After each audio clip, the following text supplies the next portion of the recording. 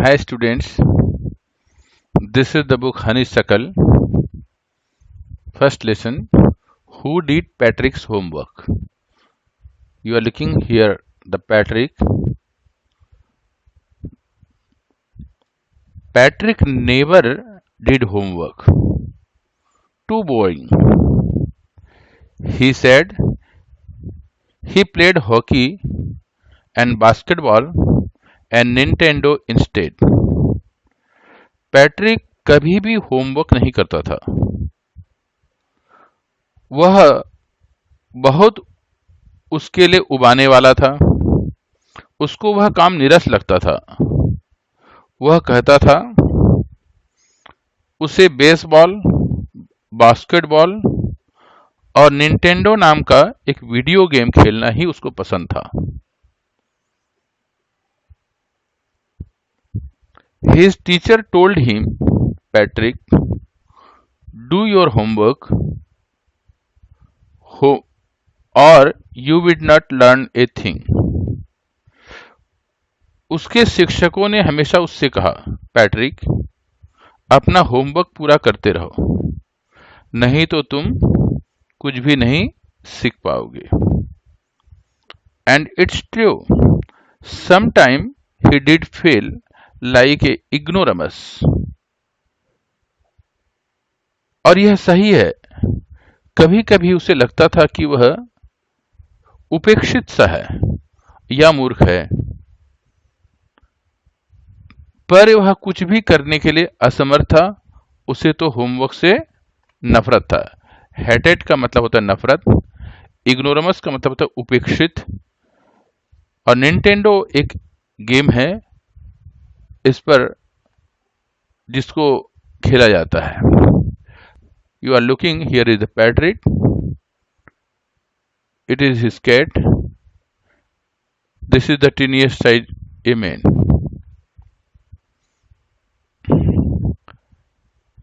Then one day he found his cat playing with a little doll and he grabbed it away. एक दिन उसने अपनी बिल्ली को एक छोटे से गुड़िया से खेलते हुए देखा। उसने उससे गुड़िया छीन ली। Grabbed it away का मतलब उससे छीन ली। To his surprise, it was not a doll at all. उसको आश्चर्य हुआ कि यह कोई डॉल नहीं था, but a man who is the teeniest size. यह छोटे कद का अर्थात बौना कद का एक व्यक्ति था। He had a little wool shirt and with old-fashioned breeches and a high tall hat much like a witch's. उस बौने ने एक छोटी सी ऊनी कमीज अर्थात शर्ट पहन रखी थी और पुराने फैशन वाली छोटी तंग वाली पतलून पहन रखी थी। उसके सिर पर एक लंबा सा हैट था जिसे हम टोपी कहते हैं, हैट था, और ऐसा वह हैट था जैसे कोई जादूगरनी का हैट हो। He yelled, "Save me! Do not give me the bag to the cat. I will grant you a wish. I promise you that." वह चीख कर बोला, मुझे बचा लो, मुझे इस बिल्ली के हवाले मत करना, इसके बदले में तुम्हारी एक मांग पूरी कर दूंगा, ये मेरा वादा रहा। तो यहां पर शब्द देखा आपने टीनिएस्ट, टीनिएस्ट का मतलब बौना, छोटा साइज का। ब्रिचेस, ब्रिचेस का मतलब होता है पतलून, पैंट जिसे हम कहते हैं, और विचेस का मतलब होता है जादूगरनी। यील्ड का मतलब चिल्ला करके बोलना। विश का मतलब तुम्हारी इच्छा, इच्छा, विश का मतलब इच्छा, तुम्हारी इच्छा पूरी करो, यू ए विश। प्रोमिस का मतलब होता है इच्छा पूरी करना। Patrick could not believe how lucky he was here. was the answer to all of his problems.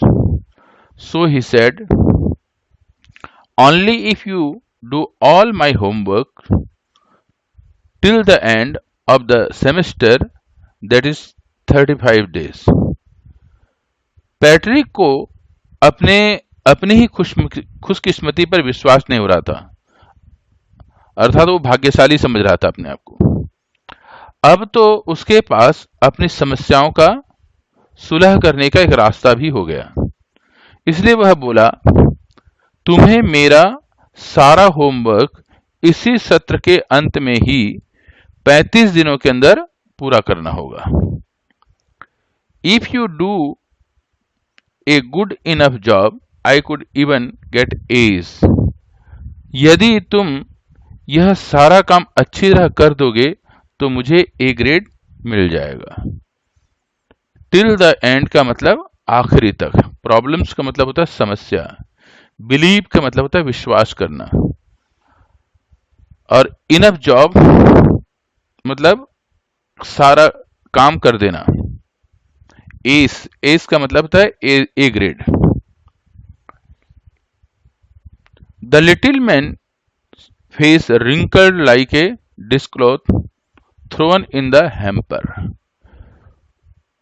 उस छोटे आदमी बौने का चेहरा ऐसा था जैसे टोकरी में पड़ा हुआ, जैसे कोई पुराना झाड़न का कपड़ा हो और सिकुड़ करके पड़ा रहता, ऐसे उसके चेहरे में सिकुड़न थी।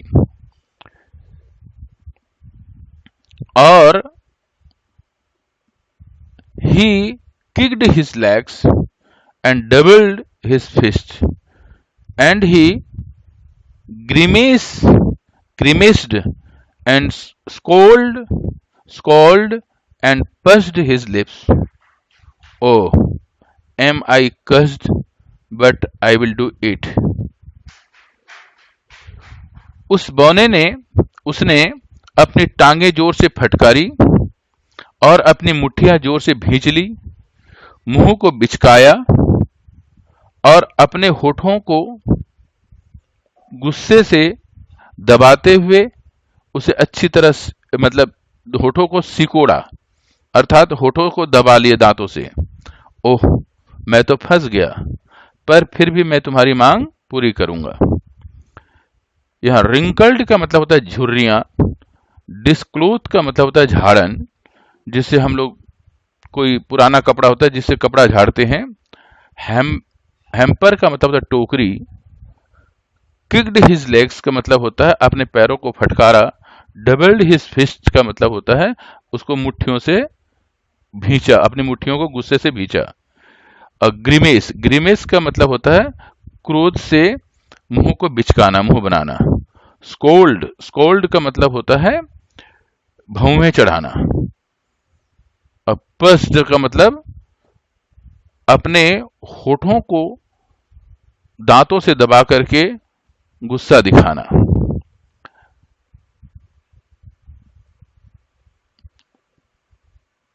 And true of his word, the little elf began to do Patrick's homework, except there was one glitch. The elf did not always know what to do, and he needed help. Help me, he had said, and Patrick would have to help in whatever way. और वह अपने वचन का पक्का रहकर उस बौने ने पैट्रिक का होमवर्क गृह कार्य को करना शुरू कर दिया।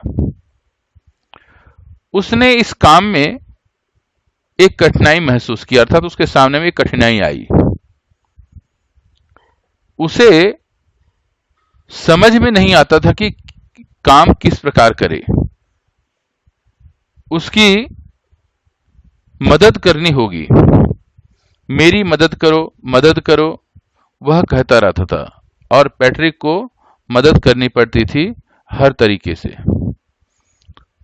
You are looking true of his word, इसका मतलब होता है अपने वचन का पक्का रहना। एल्फ, लिटिल एल्फ मतलब शरारती बौना। वह छोटा आदमी था। एल्फ मतलब एक शरारती लड़का जैसे होता है, उसको एल्फ कहा जाता है। एक्सेप्ट का मतलब इस काम में ग्लिच, ग्लिच का मतलब होता है समस्या। ही हैड से, वो कहता रहता था। व्हाट एवर, हर प्रकार से। I do not know this word. The elf squeaked while reading Patrick's homework. Get me a dictionary. Know what's even it's better. Look up the word and sound it out by each letter. वह कहता रहता था कि Patrick को मदद करनी ही पड़ेगी। इस प्रकार हर प्रकार से वो मदद करता है। मुझे इस शब्द का अर्थ नहीं पता। बौना पैट्रिक का होमवर्क पढ़ते समय चीख रहा था, चिल्ला रहा था। ऊंची आवाज में बोलना उसे कहते हैं चीखना, चिल्लाना, जिसे कहते हैं स्क्विक्ड। मुझे डिक्शनरी, शब्दकोश ला करके दो। नहीं, इससे भी बेहतर यह होगा कि तुम ही इस शब्द को खोज करके निकालो डिक्शनरी में से और उसके एक एक वर्ण को जोर जोर से बोलो। वर्ण का मतलब एक एक अक्षर को जोर से बोलो। तो यहां स्क्विक्ड, स्क्विक्ड का मतलब चीख करके बोलना, जोर से बोलना। डिक्शनरी, शब्दकोश। साउंड, साउंड का मतलब बोलते हुए, मुंह से बोलते हुए। और इच लेटर, हर एक वर्णों को, एक एक वर्ण को अच्छी तरह बोलते हुए। When it came to maths, Patrick was out of luck. What are times tables? The elf shrinked. We elves never need that. जब गणित का काम शुरू हुआ, मैथ्स गणित का काम, Patrick was out of luck. Patrick की किस्मत धोखा दे गया। ये पहाड़े क्या होते हैं? बौना जोर से चीखा। हम परिलोक के वासियों को इसकी कभी जरूरत नहीं पड़ती। यहां पर आउट ऑफ लक का मतलब किस्मत धोखा देना। टेबल्स का मतलब पहाड़े। श्रिक्ड, चीखना। एल्व्स, बौने। अब आप यहां देख रहे हैं, you are looking here, the elf and Patrick was reading so many books. बहुत सारे पुस्तक वो पढ़ रहे हैं। एक पुस्तक से काम नहीं चलाया, अर्थात बहुत सारी पुस्तकों को वो पढ़ रहा था। In addition, and addition, and addition, and subtraction, and division, and fractions. Here sit down beside me. You simply must guide me. वो कहता था, ये जोड़, घटाना, भाग, बटा, ये सब क्या है? यह मेरी पहुंच से बाहर है। मेरे बगल में बैठ जाओ और तुझे गाइड करना ही होगा।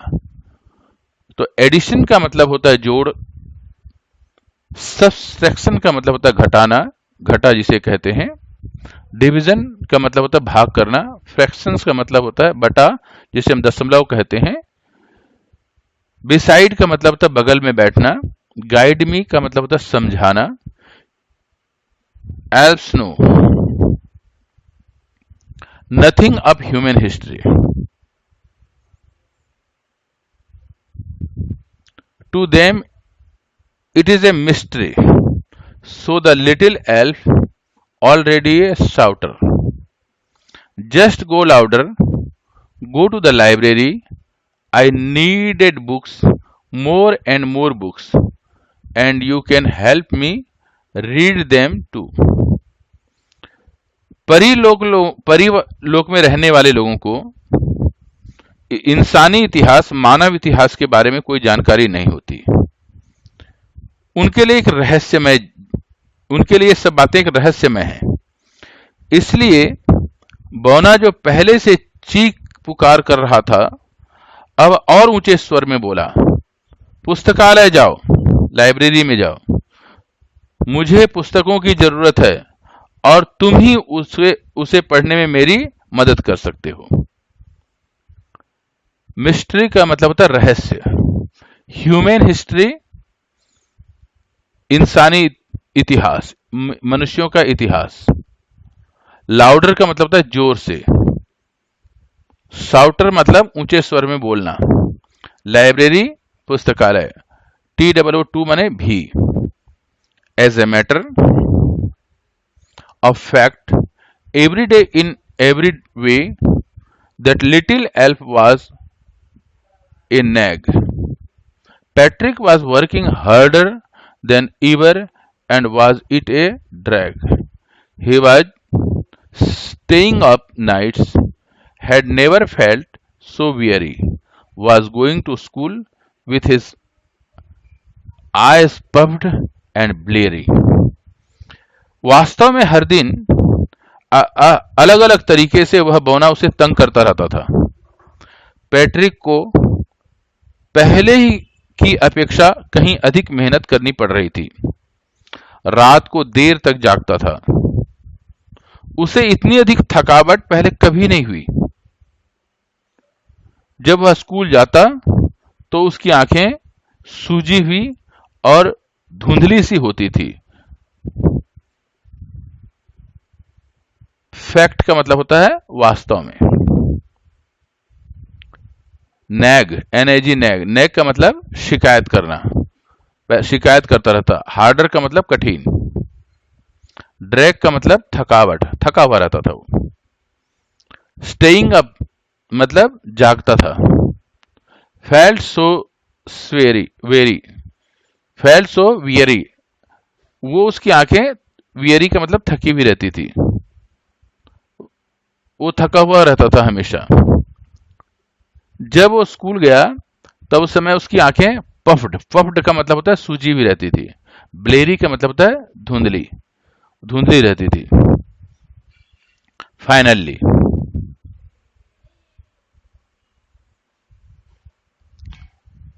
The last day of school arrived and the elf was free to go. As for homework, there was no more.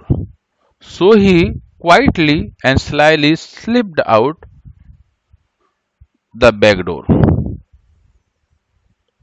अंत में स्कूल जाने का आखिरी समय आ गया और बौना जाने के लिए आजाद हो गया था, क्योंकि होमवर्क पूरा हो गया था। जहां तक होमवर्क की बात थी वह तो पूरा ही शेष नहीं रहा था, अर्थात पूरा हो गया था। इसलिए वह चुपके से चोरी चोरी पिछले दरवाजे से निकल गया। स्लाइली, स्लाइली का मतलब होता है चुपके से। स्लिप्ड मतलब खिसक गया, स्लिप्ड आउट, खिसक गया। और अराइव्ड, अराइव्ड का मतलब पहुंच गया, स्कूल पहुंचा। फ्री टू गो, जाने के लिए वो आजाद था। पैट्रिक गॉट हिज एस, अब पैट्रिक को उसको A ग्रेड मिल गया था। हिज क्लासमेट्स वेर अमेज्ड, उसके क्लास के साथी जो थे आश्चर्यचकित हो गए। अमेज्ड, अमेज्ड का मतलब हैरान हो जाना, आश्चर्यचकित हो जाना। His teacher smiled and full of praise, उसके अध्यापक उसकी बड़ी तारीफ की और खुश हो गए। उसके टीचर खुश हो गए और उसके साथियों ने उसकी प्रेज, प्रेज का मतलब प्रशंसा की। अमेज्ड का मतलब हैरान होना, स्माइल का मतलब खुश होना, प्रेज का मतलब प्रशंसा करना, तारीफ करना। एंड हिज पेरेंट्स, और उसके परिवार के लोग, माता पिता, they wondered what had happened to Patrick. Wondered का मतलब आश्चर्यचकित हो गए, विस्मित हो गए। और उसके माता पिता तो एकदम आश्चर्यचकित हो गए जो पैट्रिक में परिवर्तन आया। He was know the model kid, वह स्कूल का एक मॉडल किड का मतलब होता है आदर्श छात्र बन गया। मॉडल किड एक आदर्श छात्र। Cleaned his room, did his chores, was cheerful, never rude, like the head, developed a whole new attitude. Patrick एक आदर्श बालक बन चुका था। वह अपना कमरा स्वयं साफ करता था। सारा दैनिक कार्य जो रोज का काम है अपने आप करता था और खुश रहता था, और उसने कभी अशिष्टता या अभद्रता नहीं दिखाई। जैसे उसका एक नई आदत बन गई, नई मनोवृत्ति बन गई। एटीट्यूड, मनोवृत्ति, आदत। मॉडल किड का मतलब आदर्श बालक। चौरेस, चौरेस का मतलब दैनिक कार्य। चीयरफुल, खुश। रूड, अशिष्ट, अव्यवहारिक। न्यू एटीट्यूड, नए आदत वाला, नए मनोवृत्ति वाला। You see, in the end Patrick still thought he had made that teeny man do all his homework. But I will share a secret just between you and me.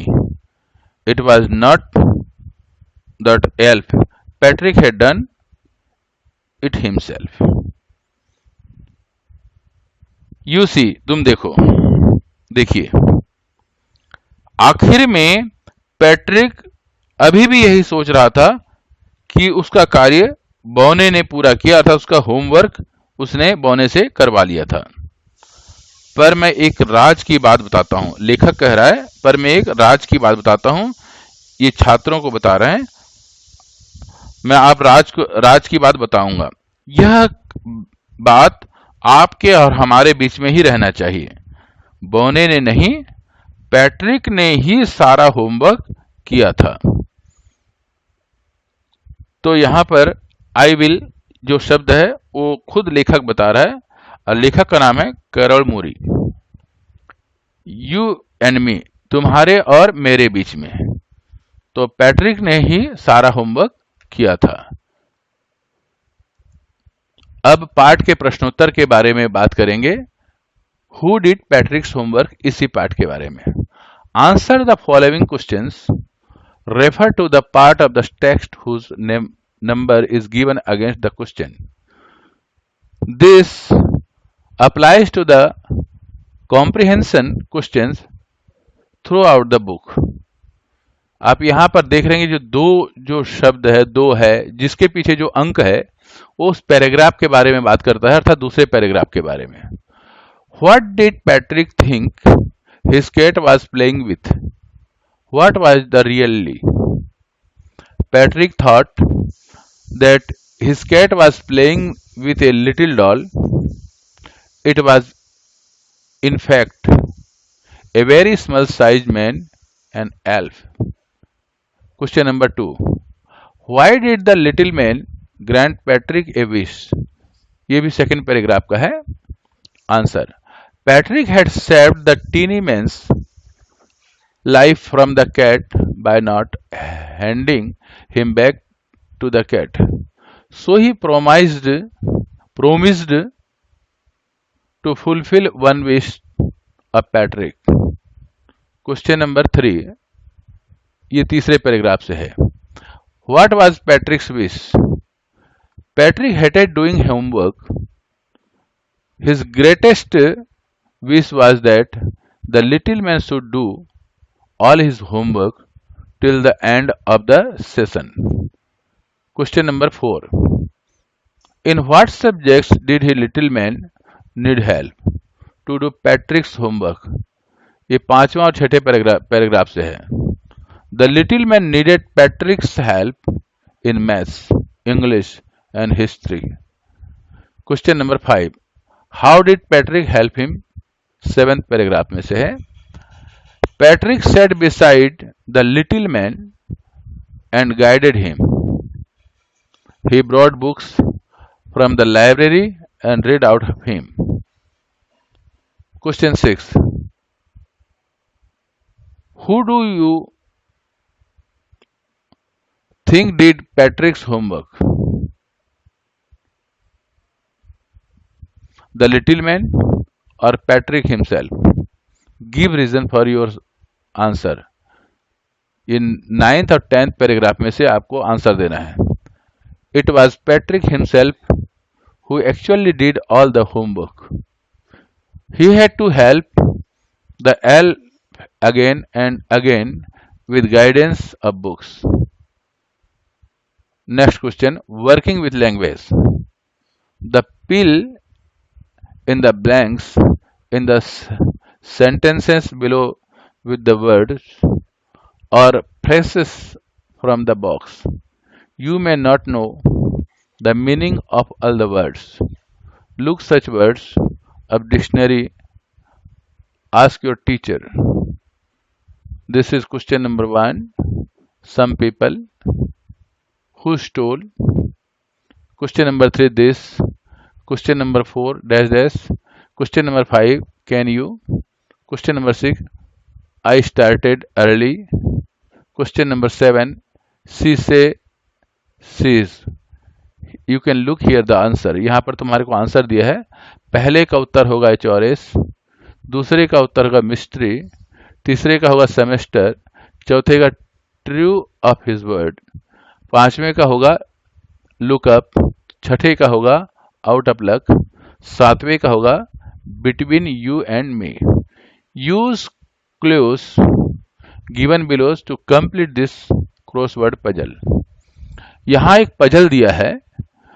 अब आपको जो across बताया है और यहां एक वर्ड है down. Across का मतलब होगा इस तरीके से सीधा और डाउन का मतलब इस तरीके से. इनके जो खाली जगह है यहां पर आप लोगों को एक एक अक्षर ऐसा भरना है जिससे पूरा वाक्य बन जाए. और प्रश्न इसमें 1 2 3 4 लिखा हुआ है. देखो ये 2 लिखा हुआ है, ये 1 लिखा हुआ है, तो ये 3 लिखा हुआ है. इस तरीके से यहां पर 8 प्रश्न हैं. आठों के उत्तर हमने यहां पर दिए हैं जो जिसका अर्थ ये है वेरी टायर्ड. तो यहां पर बनेगा, देख लो, वेरी. इस तरीके से आपको बनाना है. Had an angry look on the face, ये होगा स्कोल्ड. यहां जहां टू दिया है ये देखो स्कोल्ड, यहां आपने लिखना है स्कोल्ड. शॉर्ट ट्राउजर्स, इसके लिए वर्ड है ब्रीचेस. ये देखिए यहां पर है तीसरे नंबर ब्रीचेस, ये वर्ड आपने यहां पर लिखना है. ऐसे ही चौथा है ए fault in the machine that prevents it from the working properly, इसके लिए वर्ड है ग्लिच. तो आपने ये देखना है ग्लिच, ये सीधे सीधे में लिखना है. 5 ए स्मॉल एंड नॉटी बॉय फेरी, उसका वर्ड है एल्फ. तो आपको ये एल्फ लिखना है सीधे सीधे में, ELF, एल्फ. अब डाउन, डाउन का मतलब होता है आपको सीधा सीधा ऐसे नीचे की तरफ लिखना है. Work that must be done every day often boring, that is called chores. उसके लिए एक वर्ड है चोरेस. ये इसका लंबी व्याख्या है और इसका एक ही वर्ड है चोरेस. तो आपको यहाँ पर सी ढूंढना है और सी ढूंढ करके उसको चौरस लिखना है. यहाँ पर आएगा चौरस, ये देखो ये सीधा सीधा चौरस लिखोगे. यहाँ CHROES, चौरस, इस तरीके से लिखना है. ए basket with a lead hamper, आपको H ढूंढना है और हैम्पर लिखना है. ये देखो हैम्पर, तो इस तरीके से आपको ढूंढना है. ये है हैम्पर, HMPER, हैम्पर. यहां पर आपको हैम्पर भरना है. Have a short high pitches shrinked, तो ऐसे ही यहां पर श्रिंक्ड भरना है. तो स्टूडेंट्स, आपको ये अच्छा लगा तो लाइक बटन दबाओ और सब्सक्राइब बटन दबाओ ताकि आपको अगला लेसन आपके मिल जाएगा. और अगर कुछ समझ में नहीं आता तो यहाँ पर सब्सक्राइब बटन पर यहाँ पर लिखें और सब्सक्राइब बटन दबाने के बाद यहाँ पर आप लिखें कमेंट बटन में, ताकि हम आपके प्रश्नों का उत्तर दे सकेंगे. पूरे पाठ का ऐसे ही व्याख्या आपको सुनने को मिलेगा.